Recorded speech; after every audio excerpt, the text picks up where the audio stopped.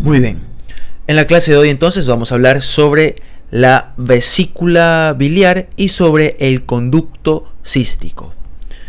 ¿Qué temas son los que vamos a topar o vamos a hacer énfasis? Ya saben, vesícula biliar, conducto cístico, relaciones, el triángulo de Calot, triángulo de Boudet, que es el mesocolecisto que muchos olvidan, que son estas válvulas de Heister o pliegue en espiral, y las variedades anatómicas que encontramos en el árbol biliar. Sin más que decir entonces, empecemos con la clase. Pongamos el puntero en rojo. Ahí está. Ahora sí. Entonces, desde el punto de vista anatómico, se suele dividir a la vía biliar en una vía extrahepática, ¿sí? Vía biliar extrahepática en dos porciones. En una vía principal, que va a estar formada por el conducto hepático común y los dos conductos hepáticos derecho e izquierdo, junto con el colédoco. Y una vía hepática y una vía biliar extrahepática accesoria, que corresponde pues a la vesícula biliar y al conducto cístico, que son los temas que vamos a tratar el día de hoy. Pues bien, la vesícula biliar, también conocida como la vesícula de Lyell o colecisto, es una dilatación fibromuscular de las vías biliares que sirve como receptáculo o reservorio de la bilis, que se encuentra ubicado en la cara inferior o cara visceral del hígado, en una depresión conocida como la fosilla cística. A nivel vertebral, pues la vesícula biliar se ubica a la derecha de la columna vertebral a nivel de L2, L3 y L4. Ahora, en cuanto a la forma y las dimensiones, la vesícula biliar, como podemos observar, tiene la forma de una pera, tiene de 8 a 10 centímetros de longitud de largo, 4 centímetros de ancho y tiene una capacidad aproximada de 50 a 60 centímetros cúbicos de lo que puede almacenar de bilis. En cuanto a sus partes, para su estudio, la vesícula se la divide en un fondo, un cuerpo y un cuello, que es lo que vamos a hablar a continuación. Tenemos entonces el fondo de la vesícula. El fondo de la vesícula corresponde al extremo anterior y abultado, redondeado de la vesícula biliar. Se corresponde a nivel del hígado, a nivel de su borde inferior, con un pequeño accidente anatómico que se lo conoce como la escotadura cística o escotadura de la vesícula biliar. Esta es la única parte de la vesícula que se encuentra completamente cubierta de peritoneo. Sí, y aquí viene algo importante. La vesícula biliar se proyecta hacia la pared anterior del abdomen sin tocarla. Ojo que estoy diciendo que se proyecta a la pared anterior del abdomen a nivel del 10º cartílago costal. Este conocimiento nos va a servir bastante en semiología, ya que normalmente el fondo de la vesícula, bueno, no he puesto ni imagen la verdad. Bueno, pues el fondo de la vesícula no es palpable a través de la pared abdominal. Sin embargo, cuando esta es percibida, significa que se encuentra distendida. Sí, y si se encuentra distendida significa que hay cierta patología. Puede ser una inflamación de la vesícula, pueden ser muchas cosas. De hecho, en semiología van a ver algo que se llama la maniobra de Murphy, en el que el paciente tiene que inspirar y nosotros vamos a hacer presión a nivel del hipocondrio derecho a nivel del 10º cartílago costal. Sí, o si no también el signo de Courvoisier-Terrier, que es una vesícula palpable indolora, que puede ser una sugerencia de cáncer de cabeza de páncreas.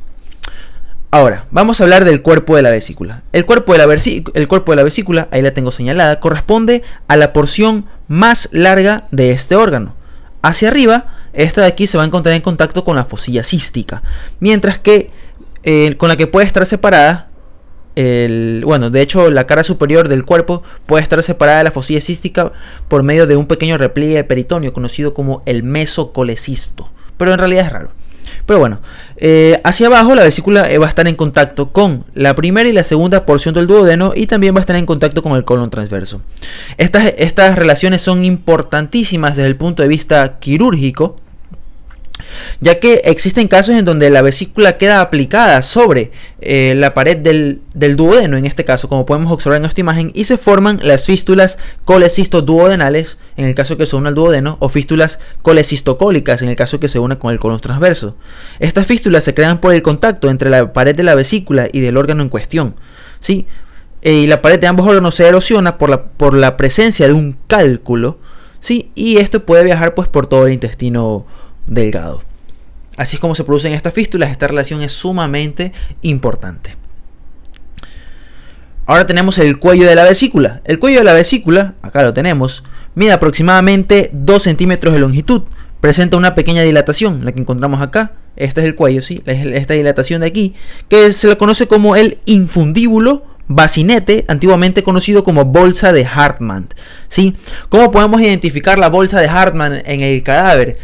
Casi siempre vamos a poder encontrar al lado de la bolsa de Hartmann un pequeño ganglio, que es el que tenemos aquí, que es el ganglio cístico, conocido como ganglio de Broca o ganglio de Calot. Bueno, en realidad no es un ganglio, no es nervioso, en realidad es linfático, sería un linfonodo, el linfonodo cístico de Broca o de Calot, dependiendo de qué libro estén leyendo.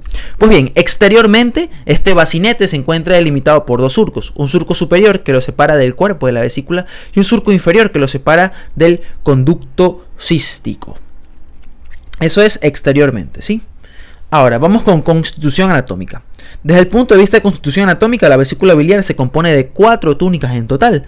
Una túnica serosa, que ya la mencionamos, que cubre por completo únicamente el fondo y que en el cuerpo, a nivel de su cara superior, puede presentar el mesocolecisto. Aparte de esto, tiene una capa muscular, ¿sí? Es bastante gruesa, sus fibras son longitudinales, pero se hacen circulares cerca de la terminación del cuello y el inicio del conducto cístico.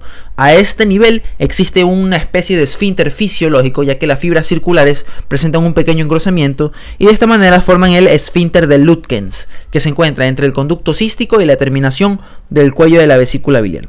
En cuanto a la mucosa de la vesícula es bastante elegante, es bastante uniforme, podemos ver que se encuentra tabicada y a nivel microscópico va a presentar pseudoglándulas y pseudovellosidades. Las glándulas de la vesícula biliar se las conoce como glándulas de Luschka. Y pues recordemos que el epitelio a este nivel se encuentra formado por un epitelio de células cilíndricas simples. Y bueno, aquí ya no hay nada más que mencionar especial sobre la vesícula. Vamos ahora con el conducto cístico. Pues bien, el conducto cístico también es un conducto fibromuscular que va desde el cuello de la vesícula hasta su unión con el conducto hepático común, cuya reunión tiene como resultado la formación del conducto colédoco. El colédoco se forma entonces por la unión del hepático común con el conducto cístico. Ahora, en cuanto a sus dimensiones y su calibre, el conducto cístico tiene una longitud de más o menos de 35 a 45 milímetros, ¿sí? Y un calibre muy variable, ya que en su origen se encuentra un poco dilatado, en su origen tiene más o menos de 2,5 milímetros de diámetro y en su terminación tiene de 3 a 4 milímetros de diámetro.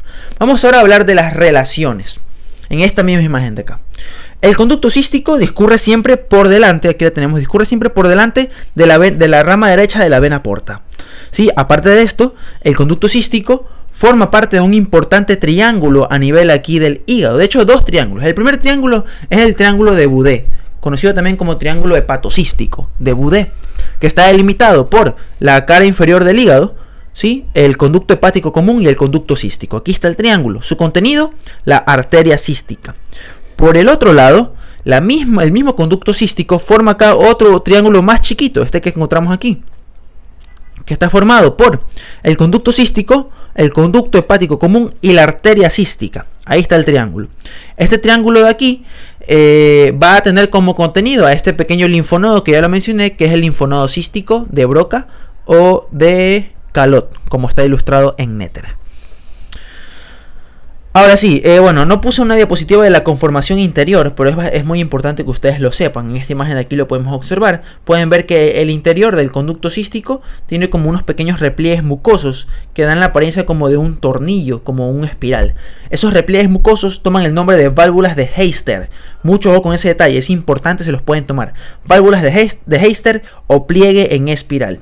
¿Sí? La particularidad aquí es que Testit dice, los otros libros dicen que estos pliegues presentan una continuidad. Termina uno, comienza el otro. Termina uno, comienza el otro. Como un tornillo, efectivamente. Testit niega este modo de presentación de las válvulas de Heister. Eso es lo único importante a mencionar a este nivel. Ahora sí, hablemos de las arterias, las venas y los nervios de la vesícula biliar y del conducto cístico. En cuanto a los nervios, en cuanto a las venas, perdón.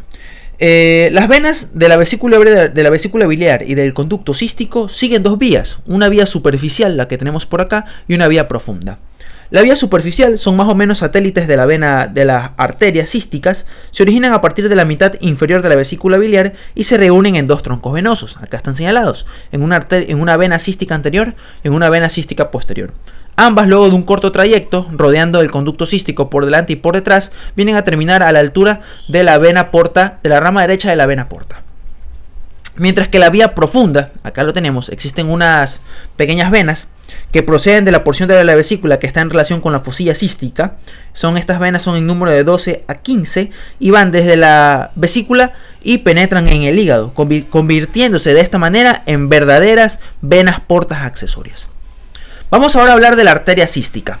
La arteria cística pues normalmente nace de la arteria hepática derecha, ¿sí? Se discurre por detrás del conducto colédoco y termina a la altura del cuello de la vesícula biliar, donde se viene a ramificar en una rama interna y en una rama externa que se distribuye por los bordes laterales de la vesícula biliar. En ese trayecto, como ya lo mencioné, la arteria cística forma parte de un triángulo muy importante que es el triángulo de Calot. Ahora, esto lo dice Testit, nada más, no lo dice en otros libros, que a nivel de la fosilla cística existen arterias que provienen del hígado y terminan en la vesícula biliar, que se las conoce como ramas hepatocísticas, del hígado a la vesícula biliar, arterias hepatocísticas, ¿sí? Que no son nada más que ramificaciones intraparenquimatosas de las arterias hepáticas. Por el contrario, también existen ciertas arterias, en cambio, que van de la vesícula al hígado, que se las conoce, en cambio, como ramos cistohepáticos. Muy importante ese detalle. Ahora llegamos a la variedad. Esta es la parte, sin lugar a duda, para la cirugía, lo más importante en cuanto a vía biliar. Dado que las variaciones anatómicas en la anatomía de las vías biliares son comunes, se producen hasta en el 30% de los pacientes, es importante el conocimiento tanto de la anatomía normal como de la anormal para poder tener un mejor tratamiento de los pacientes con enfermedad biliar. Esto le compete más a los cirujanos, ¿sí? Ahora, pues bien, como decía mi docente de cirugía, Wilson Solórzano, la regla está en la variedad. Sí, tanto la vía biliar como en la parte de la parte pélvica es donde más variedades anatómicas vamos a poder encontrar. Primero encontramos las variedades de la arteria cística. Les dije que normalmente nace de la arteria hepática derecha, ¿sí? En el 75.5% de los casos. Acá lo tenemos.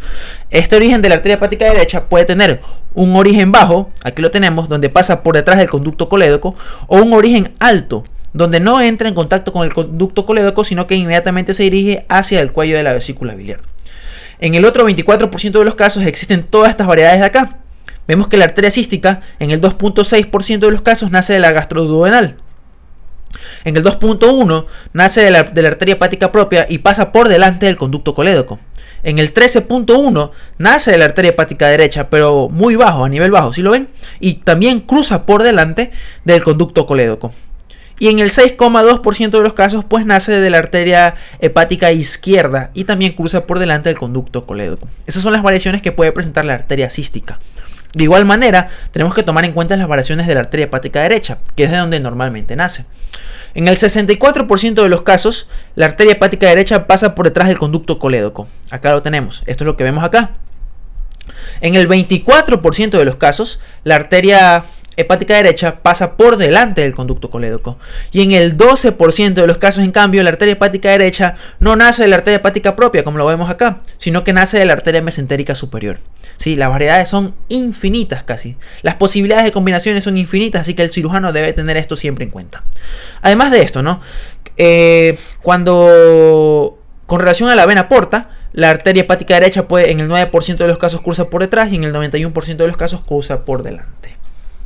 Muy importante saber la disposición del pedículo porta hepático, ¿no? La vena porta siempre está por detrás, casi siempre, aquí lo vemos, ¿no? A la derecha está el conducto colédoco y a la izquierda está la arteria hepática.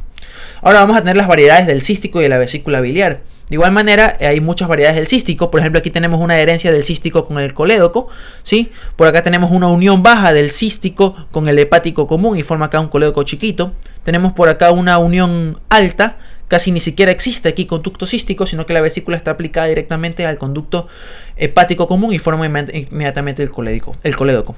Tenemos acá una unión en espiral que pasa por detrás del hepático común. También existe la variedad en espiral anterior, es decir, que pasa por delante. Tenemos aquí un conducto cístico contorneado. Tenemos por acá un conducto hepático accesorio, Este es un conducto hepático derecho e izquierdo y este es uno accesorio. De igual manera, hay variedades de la vesícula biliar, hay vesículas encorvadas, hay vesículas bilobuladas e incluso puede existir ausencia de vesícula por completo. Y bueno chicos, esto ha sido todo por hoy, espero que les haya gustado el vídeo. Si tienen alguna sugerencia lo pueden poner en los comentarios. Sin más que decir, me despido y no olviden seguirme en mis redes sociales, ¿no? Sobre todo en Instagram para ganar más seguidores. Muchas gracias y adiós.